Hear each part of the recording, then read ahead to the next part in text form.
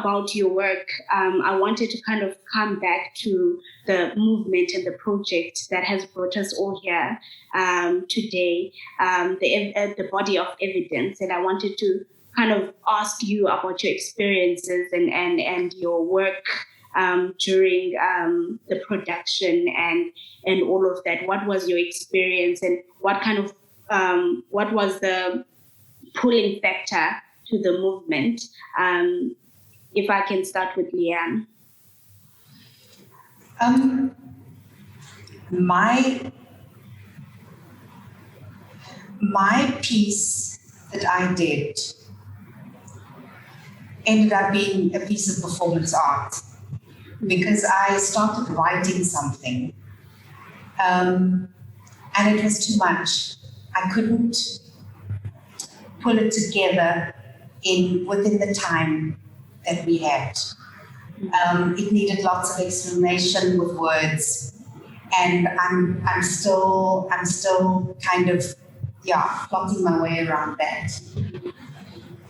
And then I looked at other people's words, similar to what I wanted to say, and I couldn't find what I wanted to say either. So I went back to my words and the story that I ended up writing, and I just extracted what I needed out of it. And then an image came to mind and one line. And my line was, will we still remember her when we remember her? And it was actually my partner that when he read it went oof, out of a line that I said, how will we remember her? He then gave me the line, he's a writer, and he said, will we still remember her when we remember her? And the image of a constantly pummeled body, constantly, daily, of how bruised that body must look like, no matter where it is in the world, and no matter what time it is, and how that body would look like if you just keep pummeling it, if it keeps being beaten, if it keeps being broken down. And then the performance piece arrived with just trying to, how do you cope when this is around you all the time, that the air that you breathe, that what you hear, that what you see, that what you do, it's just bloody. So you end up eating the blood, you end up eating the noise, you end up eating your safety, because you're constantly told to be quiet and stop making a noise. And we're doing it, can't you see, this constant anger. And still, as it happens to us every single time, what it sits like and what it looks like in our bodies. And that's how I ended up with a performance piece. Sure. Sorry, processing. I guess for me, it was the fact that the campaign would stretch beyond, the 60 days of activism. And the work that I was proposing for the campaign, or that I ended up contributing to the campaign, was an extract out of a poem that talks about the statistic of women being murdered every 3 hours in South Africa. And the line is, every 3 hours, one of us doesn't make it. And I really wanted to collectively, with other people or through the campaign, think about just the gravity of this idea that every 3 hours someone is murdered, or murdered at the hands of their intimate partner or family member in this country. And so what does it mean if, to really put your mind to that every 3 hours, by the end of the day, by the end of 24 hours, how many women have we lost in a day? And so I really wanted to, share a piece of writing that plants that in people's mind, I guess, and have them think about what that means. And for you, Koleka, what would you like to achieve at the end of this movement? What would you like to kind of see happening, especially relating to your piece and the message that you put out there?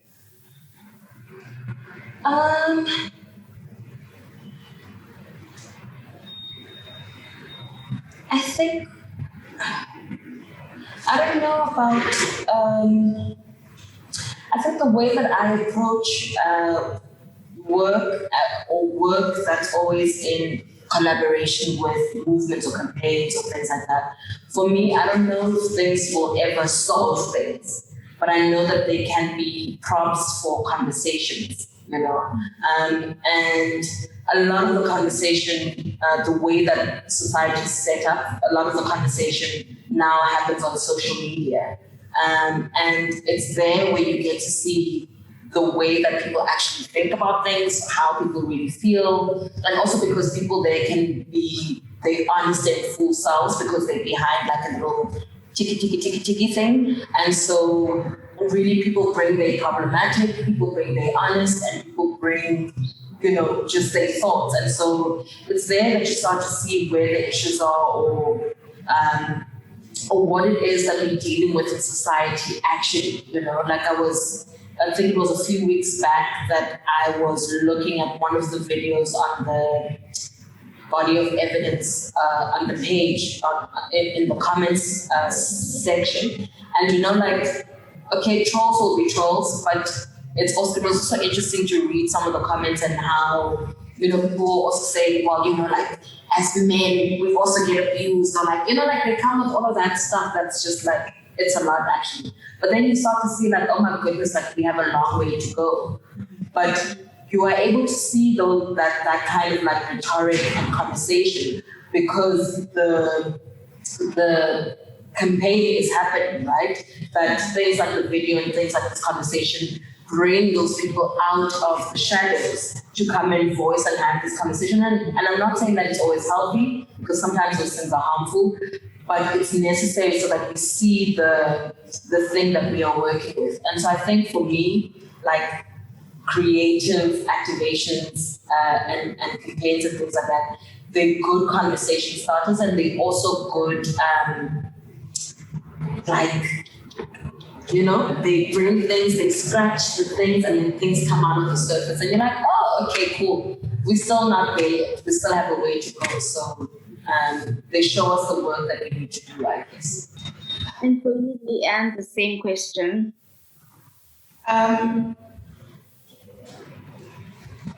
It's so interesting because my point of view is totally opposite. Koleka has an opening in terms of the issue, but it's the same issue. Mine is spotlighting and taking a magnifying glass down to the core and finding the truth in the situation. And because it's my job, I'm an actor primarily. I'm a storyteller. However, I'm looking at the story, whether it is from the outside in or whether I'm writing it or whether I'm in it and playing it, it's still the story. And for me, it is about going down to the truth of the story. And every time I'm totally gobsmacked when I see something like this to go, why is there so much hatred towards us? Why? And it moves me to tears. Because how does one eliminate hatred? How do you get rid of it? It is core deep, and it is soul deep, and it is passed down through the ages without us even knowing. So for me, it is about going down and going there. Here's the truth. Expose that. And let's see what happens. And I'm tired of being hijacked. I'm tired of our issues being hijacked. And for me, the process of smothering is just let up. Give me some space to just be. And very early on in my career, in the 90s, I worked with an amazing person called Brian Hasbury, started the Space Theatre way back when. And he came back to South Africa and we did a play at Artscape called The Guys, with David Mowat. And he did a series of lectures besides just doing the play. And the thing that he left and imprinted so deeply within me was the fact that whenever there is a performance that you need to do, you need to undertake it as truthfully as possible, especially when it is some kind of gender-based violence. And we do that because you know that 1 in 3 women or people around you in some way either have been abused or will be abused. That's a hard one to swallow. Or definitely know somebody who has been abused in some way. So you have to go down to the core, you have to be truthful, and you have to play from that point. But it's the everyday truthfulness that going down and not being allowed to go there every day. To say, stop, give me some space here. Don't do that. I don't appreciate that. That's not okay. And feeling like it's your fault, feeling like you're guilty for having to push back on something. So, yes, it's an ongoing conversation. And for me, this campaign is about going spotlight, magnifying glass. I don't want a mirror anymore. A mirror is not enough. We cannot reflect if we haven't even looked at the truth yet.